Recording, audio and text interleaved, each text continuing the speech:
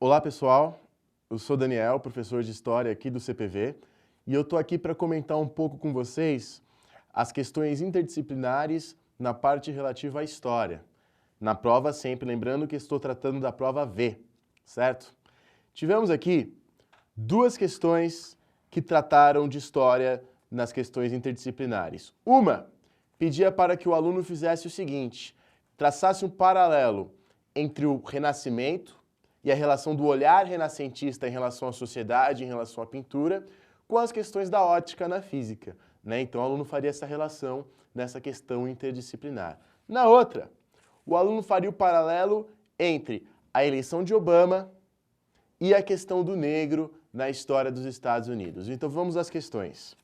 Na questão 1, relativa ao Renascimento, o que o aluno deveria saber para acertar na prova? O seguinte, devia lembrar que o Renascimento foi um movimento cultural, artístico, que começou no século XIV na Itália, depois a partir do século XVI se expandiu no resto da Europa, e deveria lembrar que o Renascimento representa o início da glória da razão no mundo ocidental, o início desta nova relação do Ocidente com a razão, rompendo com a visão medieval da razão. Então é o seguinte, para os renascentistas, a razão é um instrumento útil, um instrumento poderoso e um instrumento necessário para você compreender, interpretar e desvendar a sociedade ao seu redor, o mundo ao seu redor e a própria natureza.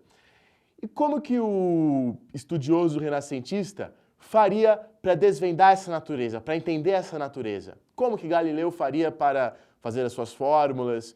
Como que Leonardo da Vinci fazia para pintar essa natureza? Usaria a matemática. A matemática é a linguagem da natureza. A matemática é o meio pelo qual o artista, o estudioso, o cientista entende a natureza e interpreta a natureza. E justamente, no campo da pintura, os renascentistas trazem uma nova atitude, que é pintar as coisas como elas realmente são. E aí vem uma inovação fundamental do Renascimento, que é a perspectiva, né, trazida de maneira intuitiva por Giotto e com Bruno Lensky, ligada à matemática, né? Com o Bruno Lensky, a perspectiva é feita com cálculos, a perspectiva é feita com a matemática mesmo, e o pintor tem que se tornar uma espécie de matemático também, uma espécie de estudioso nesse sentido, né? É a matemática como uma forma de você interpretar a sociedade tanto do ponto de vista científico quanto do ponto de vista artístico, né? Portanto, a afirmação 1 da questão 1 interdisciplinar está correta.